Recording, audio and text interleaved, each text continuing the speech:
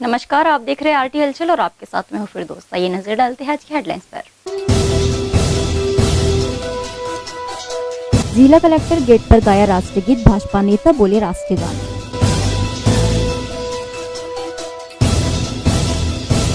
ताप्ती घाटों पर जारी है अवैध खनन, एनजीटी के आदेशों टूट रही है धज्जियां। जैन समाज ने किया कीर्ति स्तंभ का लोकार्पण, राजस्थानी भवन समीप बना है कीर्ति स्तंभ। शहर का गिरा तापमान, सर्द हवाओं से बना कोहरा।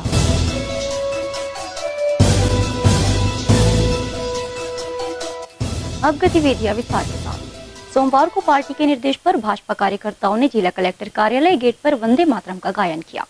देशभक्ति के इस गीत को भाजपा नेता राष्ट्रीय गान बोल गए। सोमवार को शहर भर के भाजपा कार्यकर्ताओं को जिला संयुक्त कलेक्टर कार्यालय गेट पर ही रोक दिया गया। 15 सालों तक सत्ता में रहने के दौरान बेखौफ जिला कलेक्टर कार्यालय परिसर में जाने वाले कार्यकर्ताओं को सोमवार को वंदे मातरम का गायन मुख्य द्वार पर करना पड़ा। दरअसल जिला कलेक्टर कार्यालय में कार्यक्रम को करने से रोक दिया गया और गेट को बंद कर दिया गया। बंद गेट पर जमा कार्यकर्ताओं ने प्रदेश सरकार के खिलाफ जमकर नारेबाजी की और वंदे मातरम का गायन किया। देशभक्ति से जोड़ने वाले इस राष्ट्रीय गीत को भाजपा नेता और निगम अध्यक्ष मनोज तारवाला ने राष्ट्रीय गीत को राष्ट्रीय गान बताते हुए देशभक्ति की बात कही। हम आपको दिखाते हैं उन्होंने क्या कहा। राष्ट्रगान के सम्मान में भारतीय जनता पार्टी का कार्यकर्ता मैदान में मैं केवल यही कहूँगा कि आज ऐसा लगता है कि हम हिंदुस्तान में नहीं हैं या हमारे ऊपर प्रदेश में जो शासन करने वाली सरकार बनी है वो भारतीयों की नहीं बनी है, अंग्रेज के वंशजों की सरकार बन गई ऐसा लगता है। क्योंकि जो निर्णय हुआ है, जिस गान के लिए हमको आज कलेक्टर कार्यालय के बाहर खड़े रहकर भारतीय जनता पार्टी के कार्यकर्ताओं को राष्ट्रगान गाना पड़ा, उस गान के लिए न जाने कितने हमारे भारतीय शहीद हुए स्वतंत्रता के लिए। आज उसका दिन अच्छा दिन नहीं है।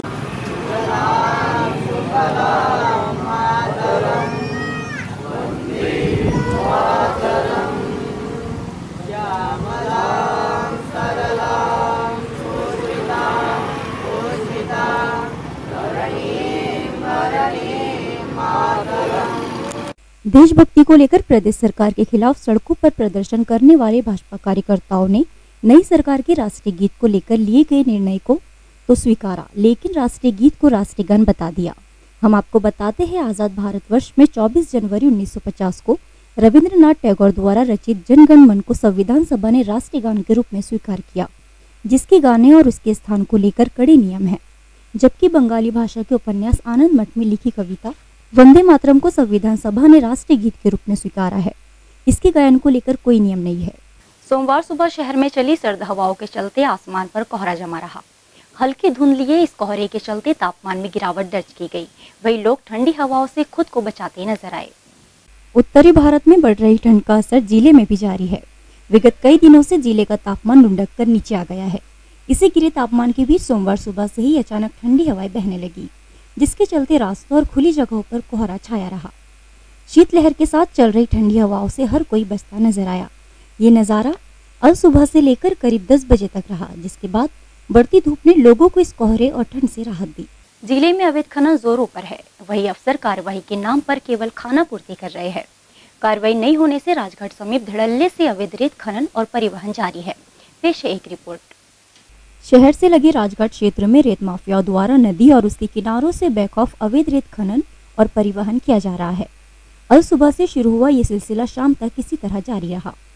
ताप्ती नदी के राजघाट नदी के पास की ये तस्वीरें खुलेआम बेखौफ हो रहे अवैध खनन की है। वही अफसर सिर्फ कार्रवाई की बात कर रहे हैं। बेरोक टोक हो रहे खनन से मां ताप्ती के किनारों पर रेत के मैदान के बजाय बड़े बड़े गड्ढे बन गए हैं। नदी किनारे लगी 50 से अधिक नाव इस बात को प्रमाण है कि खनन कितने बड़े पैमाने पर जा रही है।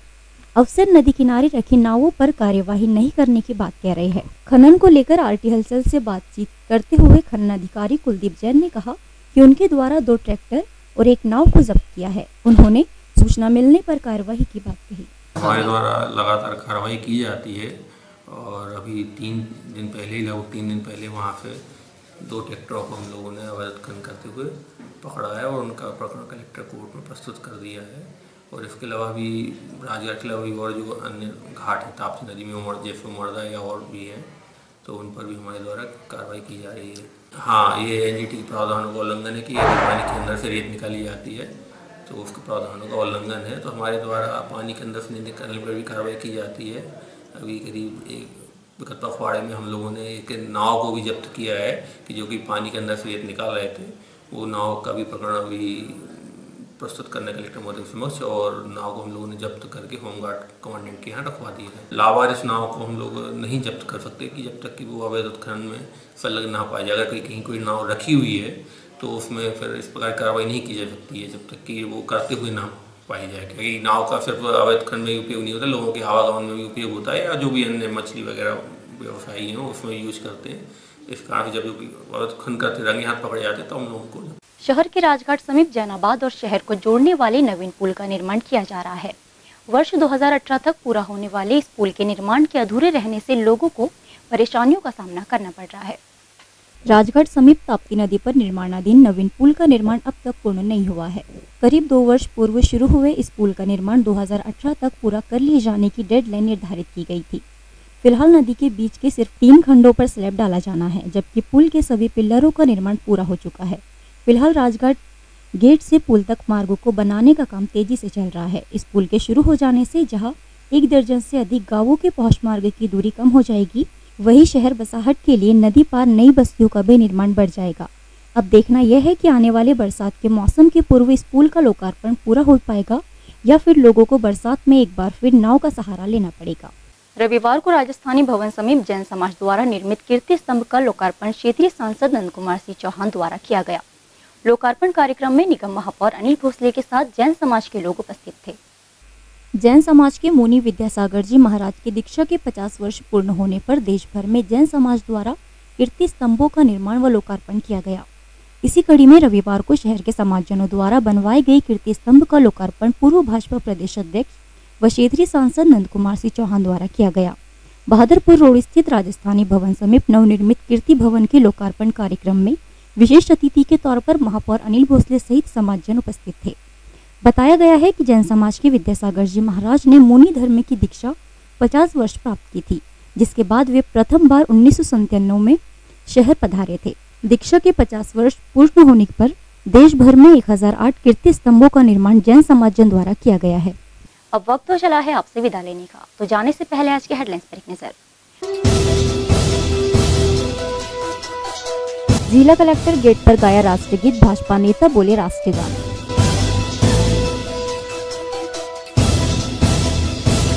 ताप्ती घाटों पर जारी है अवैध खनन, एनजीटी के आदेशों टूट रही है धज्जियां। जैन समाज ने किया कीर्ति स्तंभ का लोकार्पण, राजस्थानी भवन समीप बना है कीर्ति स्तंभ। शहर का गिरा तापमान, सर्द हवाओं से बना कोहरा।